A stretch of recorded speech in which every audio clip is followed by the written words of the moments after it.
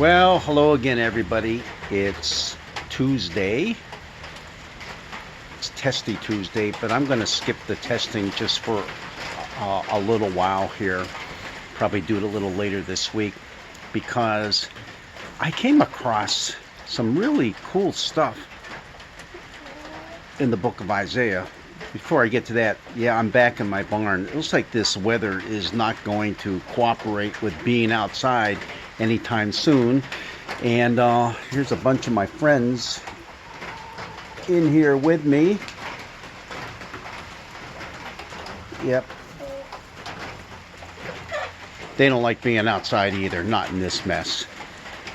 But Isaiah, the 40th chapter, begins what's called Second Isaiah. And remember, Second Isaiah is speaking to people who have been promised a return to Jerusalem. They were carried away in captivity off to Babylon, and now they're allowed to return.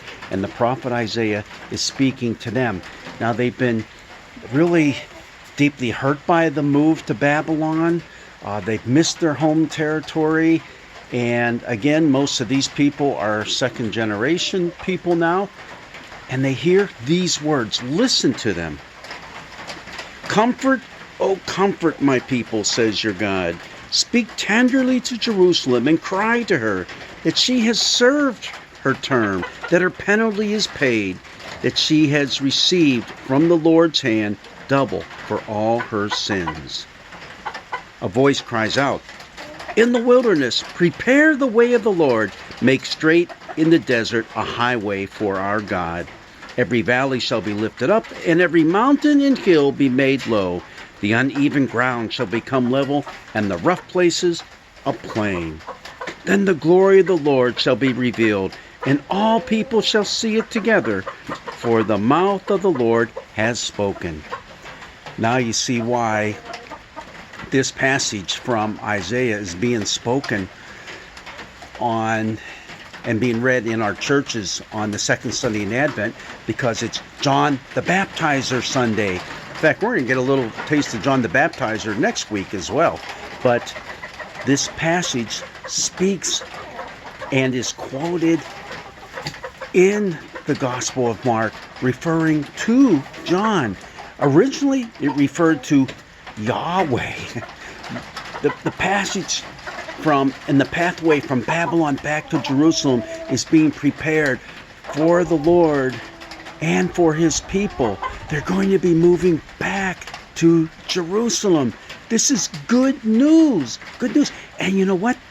The journey's not going to be like that happened out of the first captivity, which was in Egypt, where, boy, they went through all kind of rigmarole and troubles in 40 years. Nope, they're going straight back.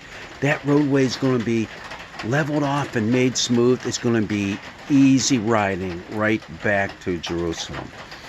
And so it's meant to be a word of hope, a word of comfort to the people. But what's interesting is the voice that we hear next is, cry out? And I said, what shall I cry? All the people are grass. Their constancy is like the flower of the field. The grass withers and the flower fades when the breath of the Lord blows upon it. In other words, why bother? These people of ours, come on. They're so fickle. Why do you think they got carried off into captivity in the first place? As if God didn't know. Yes, God knew why. But we go on. It says, the grass withers, the flower fades, but the word of the Lord will stand forever. In other words, just do it, Isaiah. Just do it.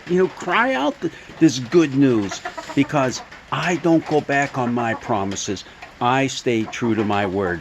Yep, people, they're fickle, all right. They're like the grass. They come and go. They wither, they fade, but not me, not my word.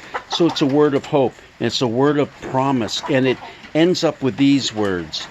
He will feed his flock like a shepherd, and he will gather the lambs in his arms and carry them in his bosom and gently lead the mother sheep. This is the conquering war hero who's leading the people back home. He's just going to reach down and gently pick up his sheep and hold them to his chest.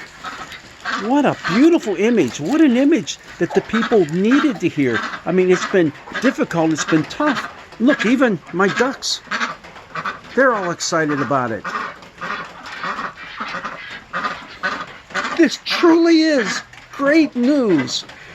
And it's great news for you and me today as well, because we know we have a God who loves us, who cares for us, and no matter what difficult times we've gone through, He is preparing a way for us, a way of promise, a way of peace, a way of hope. The weather outside is getting frightful, but let me tell you, God's Word is so delightful. Blessings be with you.